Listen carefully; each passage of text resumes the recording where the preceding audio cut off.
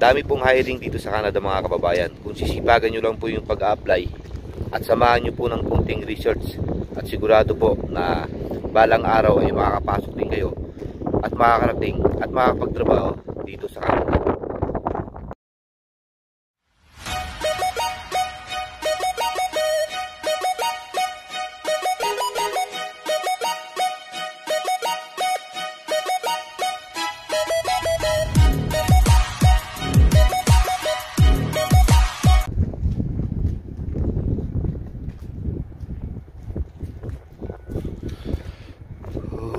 Lamig.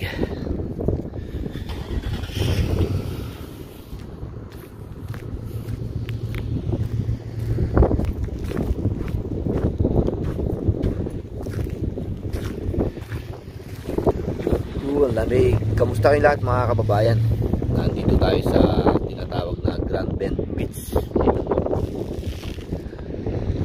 Yung sa likod ko, yan yung pinaka-lake na lawa. Pagdating January o February, magpo-frozen na yung lake na yan.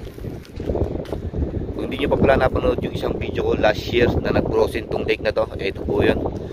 Check nyo po, panoorin nyo po. At i-upload ko rin to yung mga January o February, yung pag nag-frozen na tong lake na to. Balak ko sana doon magbablog sa labas, kaso nga lang mga kababayan, sobrang lamig, ang lakas ng hangin, at makapal na yung snow, kaya hindi ako nakatagal at umuwi na kami. Mga kababayan, urgent hiring po ngayon dito sa Canada, yung mga machine operator, welder, technician, driver, customer service, at marami pang ibang job vacancies na maaari nyong applyan papunta dito sa Canada. At magbibigay din po ako ng ilang tips sa inyo mga kababayan, baka sakaling makatulong at makapagbigay sa inyo ng idea kung paano nyo may expand or mapapabuti yung inyong pag-apply papunta dito sa Canada.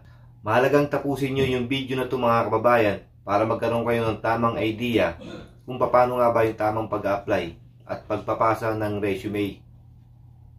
Gaya po ng dati, kung bago ka pa lang dito sa aking channel, huwag mong kalimutan na i-like, i-share yung video, pindutin mo yung notification bell para ma-notify ka sa mga susunod pa nating video. At kung hindi ka pa nakapag-subscribe, huwag mong kalimutan pindutin yung subscribe button para patuloy pa rin tayo na makagawa ng mga video na maaaring makatulong at magbigay ng idea sa mga kababayan natin naghahanap ng trabaho papunta dito sa Canada. Huwag na natin patagalin, ito na po yung mga trabaho na maaari nyong applyan papunta dito sa Canada. Andito po tayo ngayon sa website ng workabroad.ph. Andito po yung mga updated na mga urgent job vacancies papunta sa Canada at yung mga agency na maaari nyong applyan. Hiring po ng customer service sa Omanville, 10 po yung kailangan. Gender, any.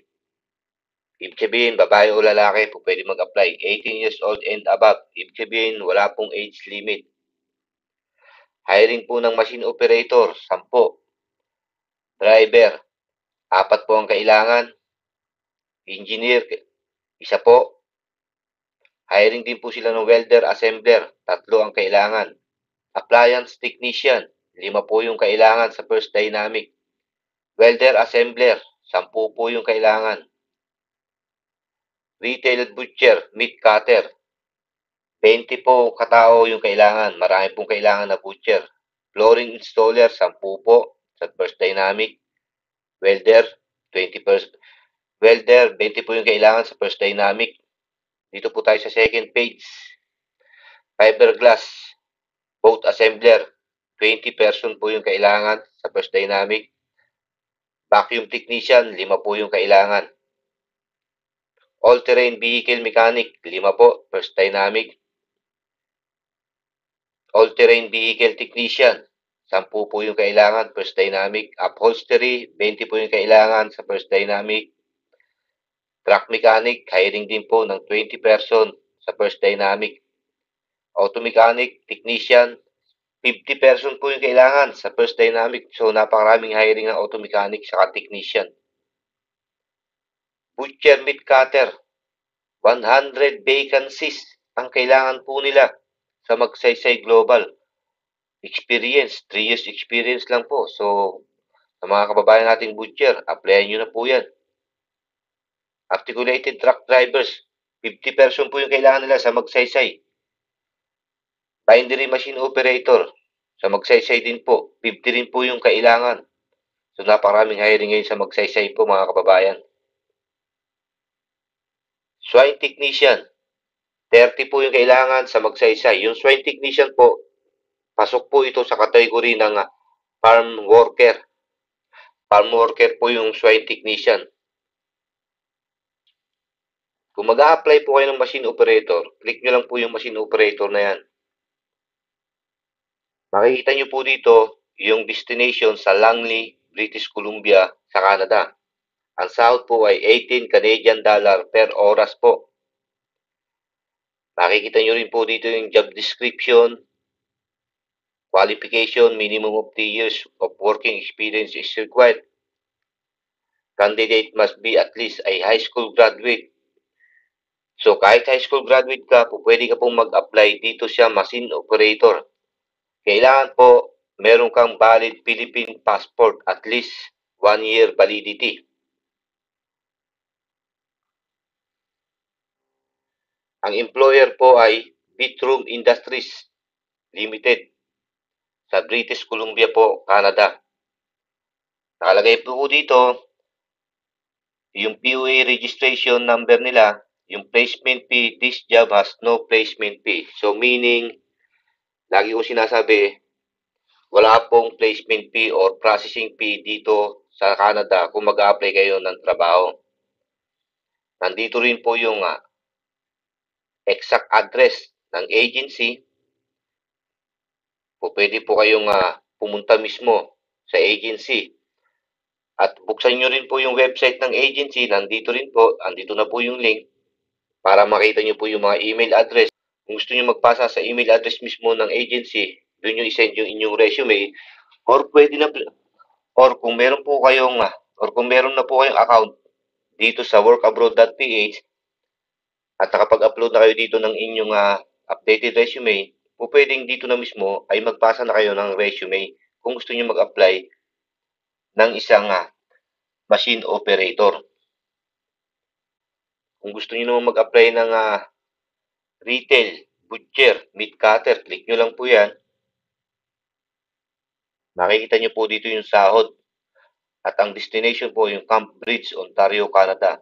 Kung gusto nyo mismo dito na, kung gusto nyo dito na mismo mag-apply sa work abroad, i-click nyo lang po yung apply now na to. Yung job description po, kailangan may passport ka, valid at least 5 years. Previously worked at big brands such as Rubina, Monterey, or Mother Earth. Basahin nyo lang po yung description. Nandito na po yung qualification, at least 2 years working experience. Kahit high school graduate ka, pwede.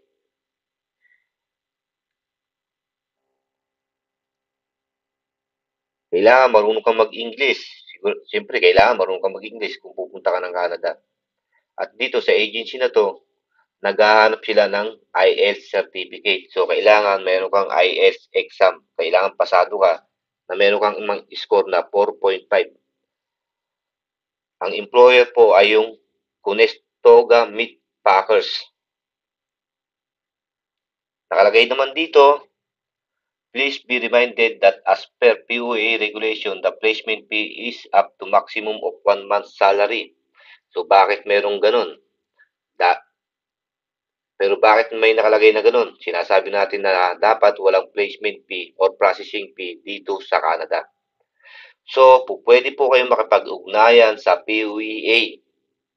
Itanong nyo po sa POEA bakit yung agency na to ay naniningil ng placement fee or processing fee, sapagkat wala naman po tayong dapat na bayaran na placement fee kung mag-apply kayo papunta sa Canada. At ang isa pa pong way, bukod po sa POEA, kontakin nyo rin po mismo yung Conestoga Meat Packers. I-type nyo lang po sa inyong Google yung employer name. So, ito na po yung tinype ko po yung employer name dito sa Google at ito po yung website ng Conestoga Meat Packers. So, pwede po kayong i-click nyo lang po yung contacts nila. Ilagay nyo lang din po dito yung inyong pangalan, last name, email, phone number nyo, o yung general. Huwag nyo itong baguhin, lagay nyo lang dyan, general. Tapos yung message, isulat nyo po dito sa message at itanong nyo sa employer na kung Nestoga Meat Packers kung nangihingi ba sila or naniningil ba sila ng processing fee or placement fee sa mga applicants na hinahanap nila papunta dito sa Canada. Hindi po natin alam, baka po baka mamaya binayaran na ng employer yung agency tapos yung agency naman ay nanghihingi pa po sa inyo ng placement fee para po makasigurado lang kayo. Pag nagawa nyo na yung message na yan, pindutin nyo lang itong box na to at isubmit nyo na po yung inyong inquiries or yung inyong katanungan mismo doon sa employer. Kasi nga po, dahil nakasulat nga po rito, please be reminded that as per PUA regulations, the placement fee is up to a maximum of 1 month's salary. Dapat po, wala pong placement fee papunta dito sa Canada. Lalong-lalo na kahit na dumaan ka pa ng agency sa Pilipinas. So, ulitin ko, kung meron kayong katanungan sa placement fee, makipag-ugnayan kayo at magtanong mismo sa PUA or kontakin nyo mismo yung employer at doon nyo mismo itanong kung nangihingi ba sila ng placement fee. Isang tip pa nga pala mga kababayan disclaimer lang po, ito yung tip ko lang po pa sariling advice ko lang po ito mga kababayan. Kung gusto nyo naman na ayaw nyo nang dumaan sa agency mismo at gusto nyo makapunta at makapagtrabaho dito sa Canada through direct hire, kung gusto nyo mag-apply ng customer service, kontakin nyo mismo yung employer. I-search nyo lang sa Google yung pangalan ng employer at hanapin nyo yung kanilang email address tulad ng pinakita ko kanina. Pwede kayong mag-send mismo ng resume doon mismo sa employer. For example, bigyan ko pa kayo ng isang example, driver. So, ang sahod niya ay malaki, $4,450 to $5,280 per month. Ang location po ay sa St. Gabriel, Quebec, Canada.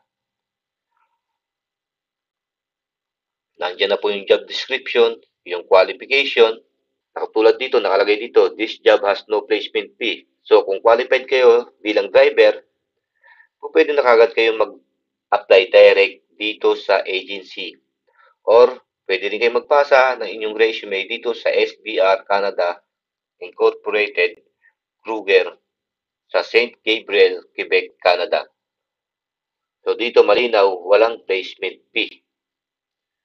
Ang interview date nila sa December 27 hanggang January 27, 2022. So, lahat ng mga detalye sa mga hiring dito sa workabroad.ph ay makikita nyo na rin po mismo sa mga designated na agency na nag-hire ng mga applicant papunta dito sa Canada. Isa pang example, appliance technician. So, dito nakalagay, no salary information is indicated for this ad. So, hindi nila nilagay dito yung sahod. Nakalagay din dito yung job description, qualification. So, tulad nung nakaraang agency, itong agency rin na to ay nakalagay na please be reminded as per PUA regulations, the placement fee is up to a maximum of 1 month's salary. So, nasa sa inyo nga po yan. Ulitin ko lang, paalala ulit, kumonta kayo sa PUA, magtanong kayo tungkol sa placement fee ng agency. Or mismo, kontakin nyo mismo yung drain back na employer. Sa paghahanap po ng trabaho at pag-apply dito sa Canada, kailangan po ay matyaga po kayo. Huwag po kayong maiinip. Dapat din po masipag po kayo. Huwag kayong mawawalan ng pag-asa kung hindi kayo nakaka-receive ng feedback galing sa mga ibang employer. Marami pa naman po mga employer at mga agency na maaari nyong applyan. Huwag po kayong mag-stick sa isang agency lang or sa isang employer lang. dapat po, mas marami kayong a-applyan, mas malaki yung chance nyo na matawagan for interview. At pakasakali po, in the end ay ma-hire po kayo ng mga kumpanya or ng mga agency. So wag po kayong mawawalan ng pag-asa mga kababayan. Mas maganda po mag-research din po kayo mga kababayan kung nag-a-apply kayo ng trabaho papunta dito sa Canada. Pag meron po kayong mga spare time at wala naman po kayong ginagawa, mag-apply lang po kayo ng mag-apply. Magpasa lang po kayo ng magpasa ng mga resume sa mga employer kung direct hire ang gusto nyo or sa mga agency. Kung gusto nyo namang mag-agency papunta dito sa Canada. Araw-arawin nyo lang po yung pagpapasa ng resume.